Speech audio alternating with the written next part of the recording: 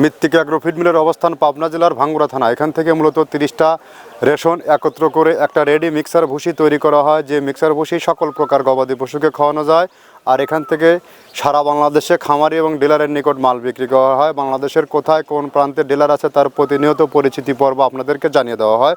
তদ্রূপ আজকে আমাদের সম্মানিত ডিলার শিল্পী ট্রেডার্স প্রোভাইডার মোহাম্মদ আফসার আলী মন্ডন, থানা উল্লাপাড়া, বনানী বাজার, সলঙ্গা, জেলা সিরাজগঞ্জ।